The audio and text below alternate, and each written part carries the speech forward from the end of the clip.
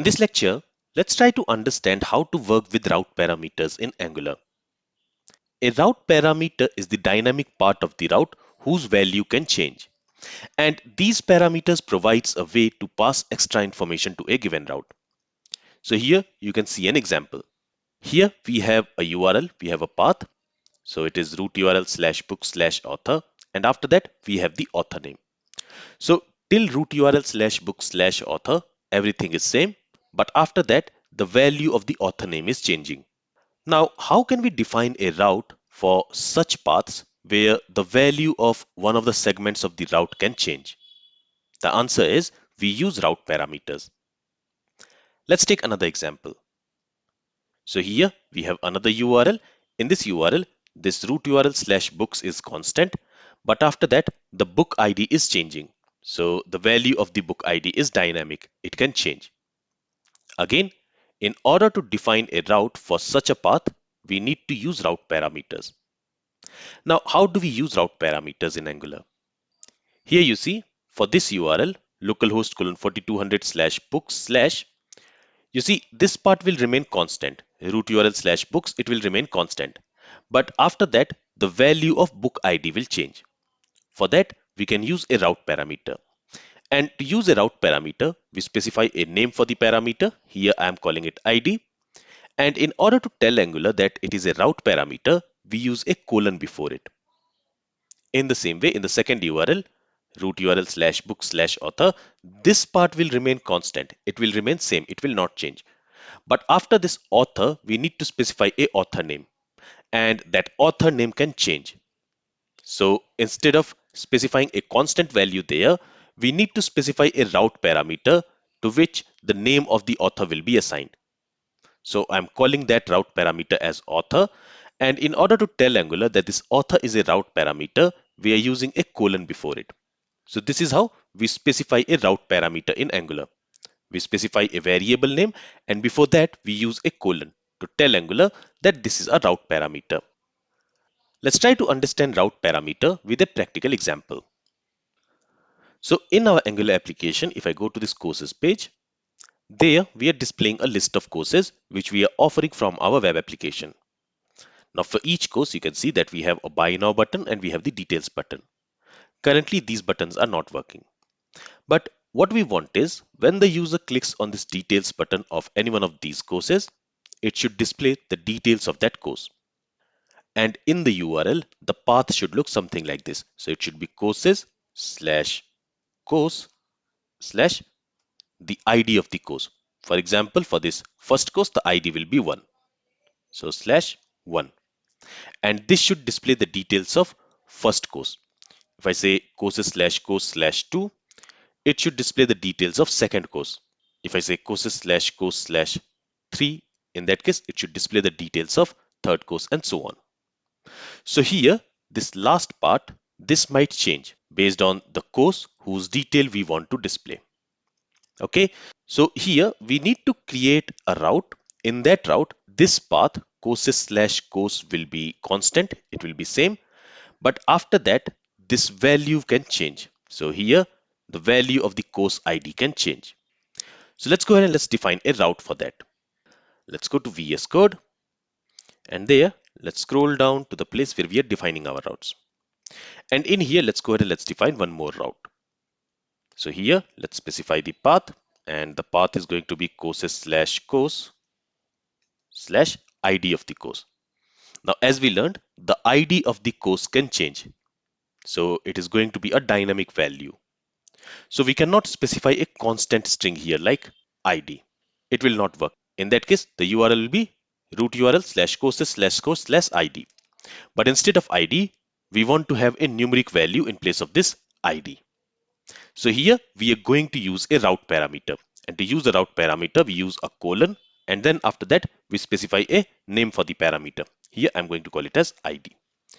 And to this ID, we can assign a value dynamically. For example, if I say root URL /courses/course/3, this 3 will be assigned to this ID parameter. If I say root URL /courses/course/100, in that case, this 100 will be assigned to that ID route parameter. And if I say hello, In that case, this hello will be assigned to that id route parameter. If I say true, in that case, this true will be assigned to that id route parameter.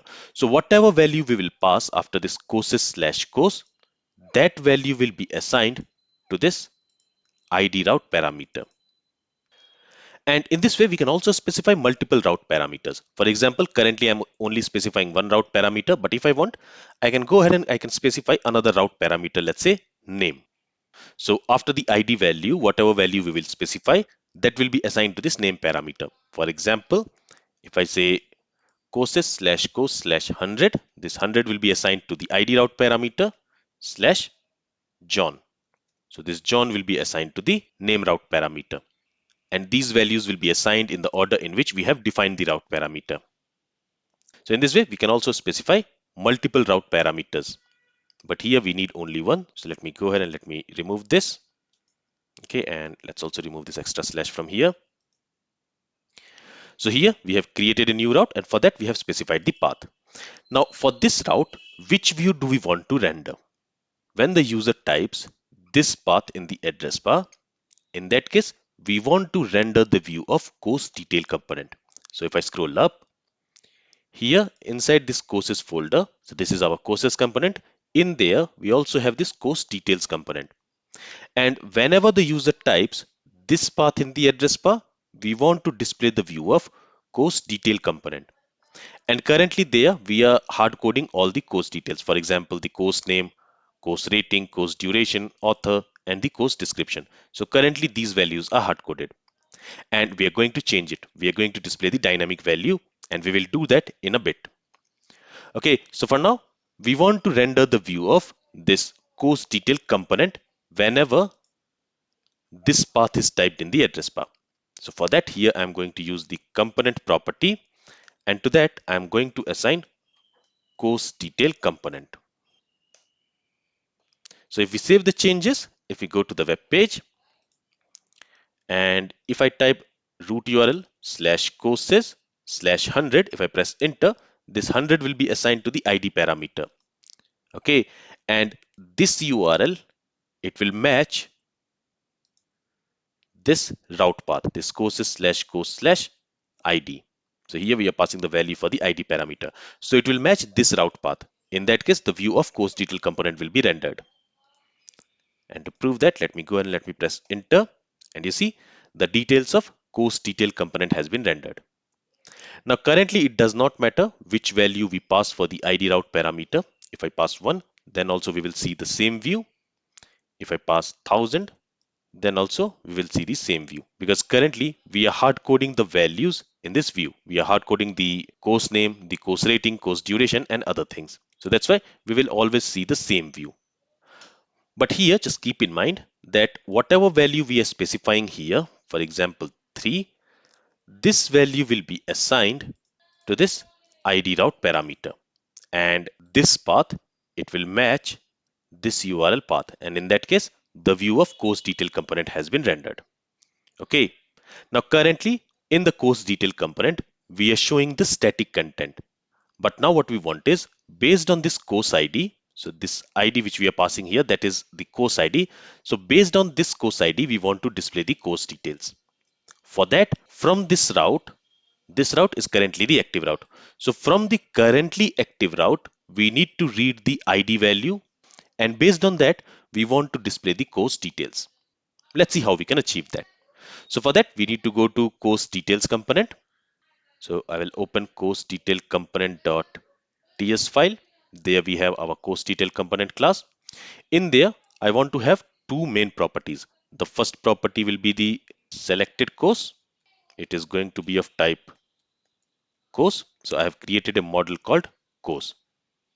Okay. And I also want to have course ID property here, and it is going to be of type number. Then inside this course detail component class, we also want to have an instance of course service and also the activated route class. So for that, let's go and let's create two properties. First property, I will call it as course service. It is going to be of type course service. And in order to use this course service, we also need to import it from this file. And here I'm going to use inject method. And in order to use this inject method, again, we need to import it from angular/co. And we want Angular to inject an instance of this course service class inside this course detail component class. In the same way, I'm going to create another property. I will call it active route. And here it is going to be of type activated route. And in order to use this activated route class, again, we need to import it from angular/router. Okay. And again, we want Angular to inject an instance of this activated route class. So for that, to this inject method, I'm going to pass this class name. All right. Now I am going to use ng-on-init method. And in order to use this ng-on-init method, I'm also going to implement on-init interface. And in order to use this on-init interface, we also need to import it from angular/co. Okay. Now inside this ng-on-init method, what we want is, we want to write the logic to read the value of the id route parameter. And to do that, we need the information about the currently active route. And we are going to get that information using the instance of this activated route class. So we are storing an instance of this activated route class inside this active route property. So here we can say this dot active route.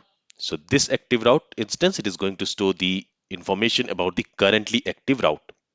And we can get that information using the snapshot property. Okay. And from this snapshot property, we want to get the value stored in the id route parameter. So on this snapshot property, we can use a property called params. Okay. And after this params, we need to use square brackets like this. And in there, we need to specify the route parameter name whose value we want to read. Here, we want to read the value of id route parameter.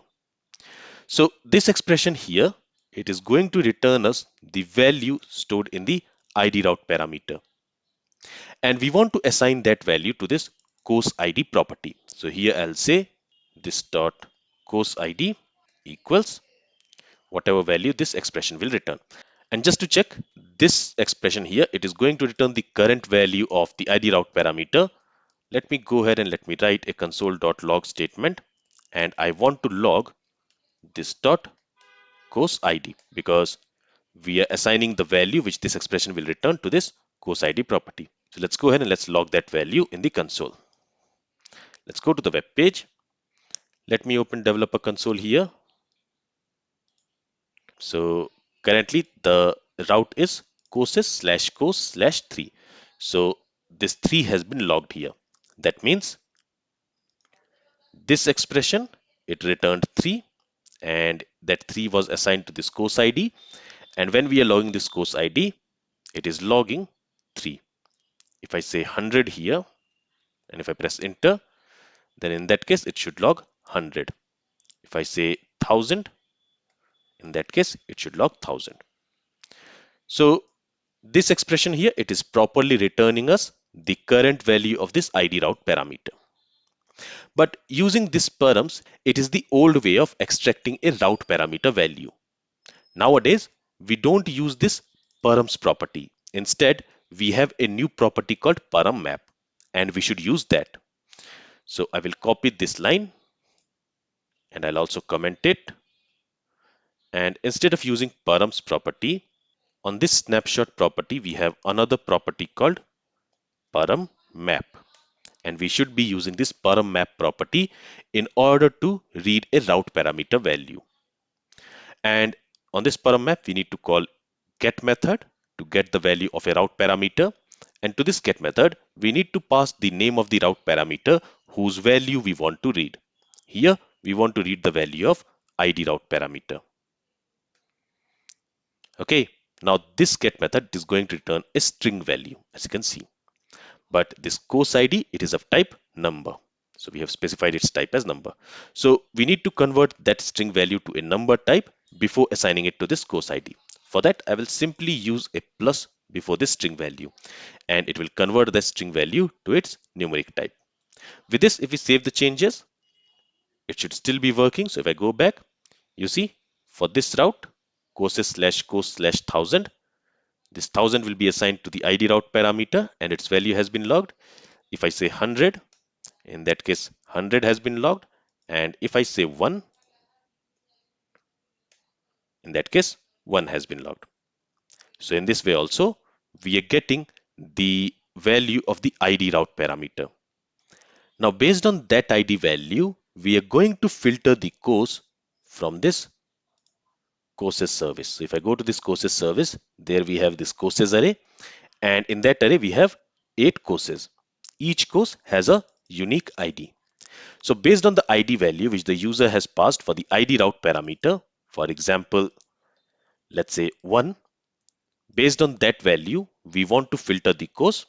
In this case, we want to filter this first course and we want to display its details in the course detail component. Let's see how we can do that. So let's go back and let's again go back to course detail component.ts, and there we are receiving the value of the ID route parameter inside this course ID property. And based on that value, we are going to filter a course from this courses array, which we are going to get from this courses service. And we are already injecting an instance of this courses service inside this course detail component class. And we are injecting that instance inside this course service property. So here, let me remove this console.log statement. And instead, let's say this dot course service dot inside this course service, we are going to have this courses array. From that courses array, we want to filter the first matching course whose ID matches the value of this course ID property. For that, I'm going to use find method. And to this find method, we need to pass a callback function. That callback function is going to receive the current course item. Let's call it X, or maybe let's call it course. And then we will say course.id equals this dot course ID. So basically what we want here is we want to find that course object from the courses array whose ID matches the value stored in this course ID property. So if the ID is 3, in that case, from this courses array, we want to filter that course whose ID matches course ID, which is 3. Okay, so this find method, it is going to return the first element which satisfies this criteria, and it is going to return that item to us. So that item, it is going to be a course object, right? Because inside this courses array, each object is a course object. So we are going to get a course object and we will assign it to this selected course property. So here let's say this dot selected course equals whatever course this find method will return. So in that way, here we have the selected course for which the user has clicked on the details button. Now we want to display the details of that course. So I will copy this property name. Let's go to course detail component.html. And here currently we are hard coding all these values, but now let's go ahead and let's use that property. So here I will use string interpolation syntax, and there I will say selected course dot title. Let's copy this, and here I want to display the ratings. Here I want to display the duration. Here I want to display the author name. Here I want to display the description. Okay, and the student reviews, I want to keep it as it is. I'm not going to change it, but I do want to change the price. So let me scroll a bit right, and here we are displaying the price. So here also I'll use the string interpolation syntax and I will display the price from the selected course. And finally, let's also go up and let's bind this src property of this image. And there I want to display the course image. So here I will say selected course dot image. Let's save the changes. Let's go to the web page. And here currently the course ID is 1. So for that, the details have been displayed. If I change it to 2, in that case, the course details for the course with ID 2 should be displayed. If I press enter, you see the course detail for the course with ID 2 has been displayed. If I say 5, in that case, the course details for the course with ID 5 should be displayed. If I say 8, in that case, the course details with the course ID 8 should be displayed. Okay, so we only have 8 courses in our courses array. So if I specify any other value other than 1 to 8, for example 10, in that case, we will not see any details, as you can see. But till 8, it is working as expected. So if I say 8, you see it is displaying the details of that course.